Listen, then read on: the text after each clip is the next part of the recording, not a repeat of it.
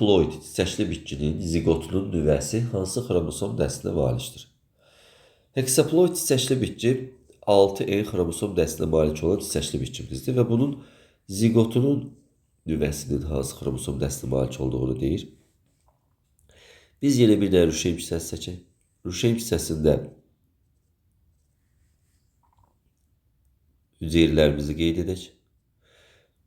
Deməli, burada yenə 2 hüceyrə sinergit, 3 hüceyrə antipod, 1 hüceyrə yumurta hüceyrə, bu da mərkəz hüceyrəmiz vardı. Bunların xromosom sayılarını yazacağıq. Və burada zigotun nüvəsi deyirsə, təbii mayalanma da olacaqdır. 2 ədəd spermi gətirək bura. 2 ədəd spermi. Üzərində S yazdığımız spermi olduğunu bildirir. Kənarda olanlar, baxın, mərkəzi hüceyrə, üstə gələk spermdir. Bir də yumurta hüceyrə, üstə gələk sperm olacaqdır. Yəni, bu sperm gəlir bununla mayalanırdı. Bu sperm də gəlir bununla mayalanırdı.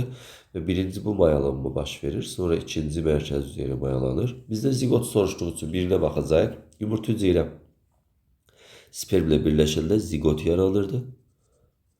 Zigot bölülərək çox hüceyrəli rüşeym yaradır. Toxumur rüşeymi. Yumurta hüceyrənin xromosom dəsti N olur. Sperm N olur. Zigot 2N olur. Bizim normal diploid orqanizmin xromosom dəsti belə olur. Və mən seçdiyim diploid orqanizmdir. Amma bizim bitkimiz hexaploid xromosom dəstinə malikdir. Yəni, ana bitkimizin xromosom dəsti 2N olanda göstərdiyimiz kimidir.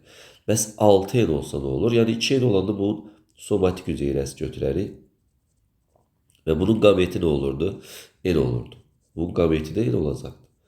Bəs 2N yox, belə desək, somatik hüceyrəsi 6N olsa, baxın, somatik hüceyrə 6N olsa, qameti nə olar bəs bunun?